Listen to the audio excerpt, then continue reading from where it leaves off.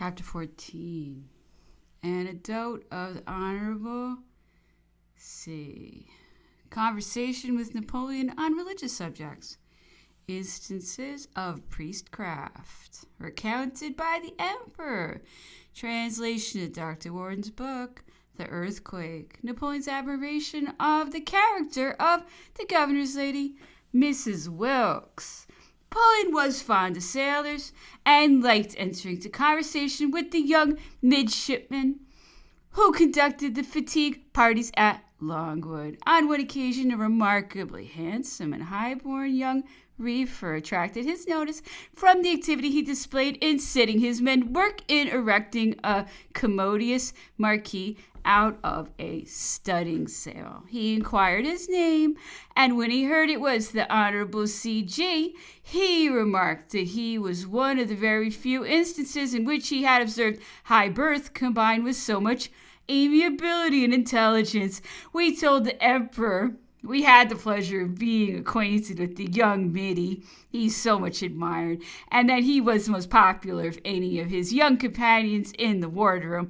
I related to the Emperor our first introduction to him, which was on our return from the Admiral's ball, when we saw him elevated in a cart surrounded by his brother middies, shouting at the top of his voice, "Lord W's carriage stops the way!" And true enough, the way was stopped, and the cart had been dragged by some of these wild boys within the arch of the castle, through which we had all to pass on our road homeward.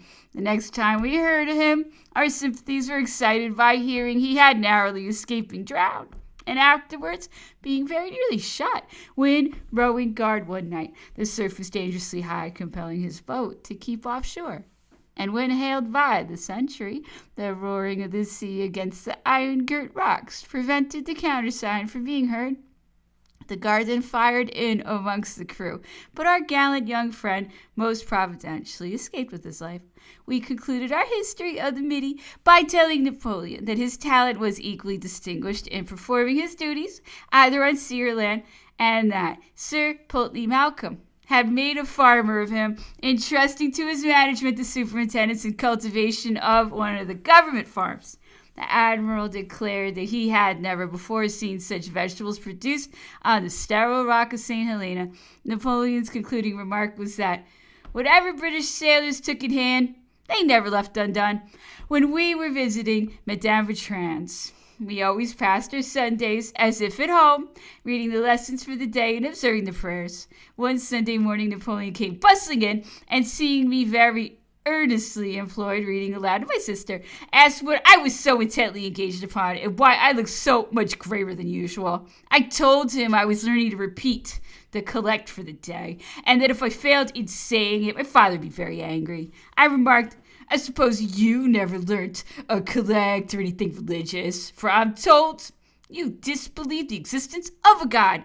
He seemed displeased at my observation and answered, "You have been told an untruth. When you are wiser, you will understand that no one could doubt the existence of a God."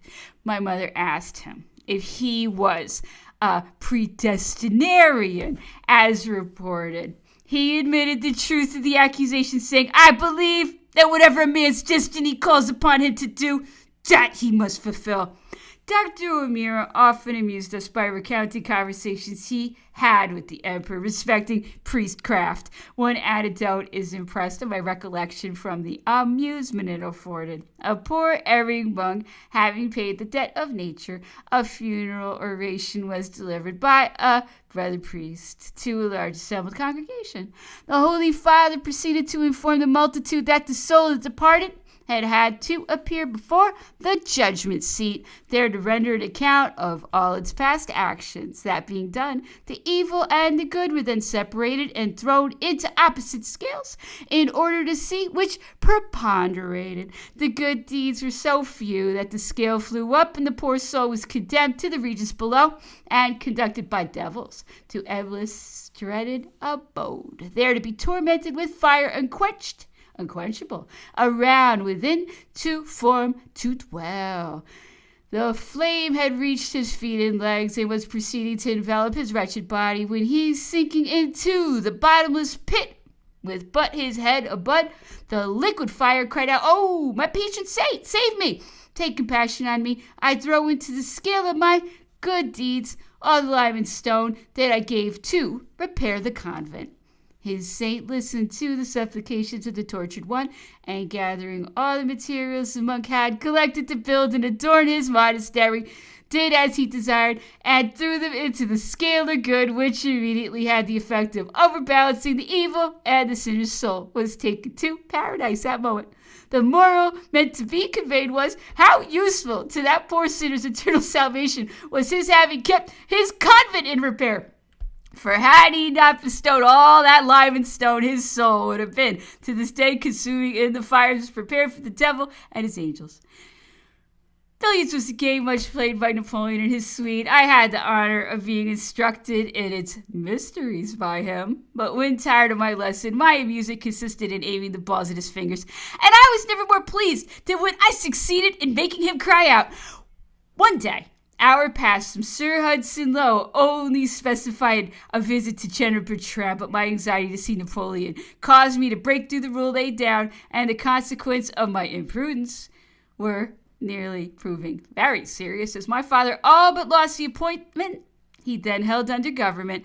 I had caught sight of the emperor in his favorite billiard room, and not being able to resist having a game with him, I listened to no remonstrance, but bounded off, leaving my father in dismay at the consequences likely to ensue. Instead of my anticipated game of throwing about the balls, I requested to read a book by Dr. Warren, the surgeon of the Northumberland, that had just come out. It was in English, and I had the task of wading through several chapters and making it as intelligible as my ungrammatical French permitted. Napoleon was much pleased with Dr. Warren's book and said, "His work was a very true one." I finished reading it to him whilst we remained with Madame Bertrand.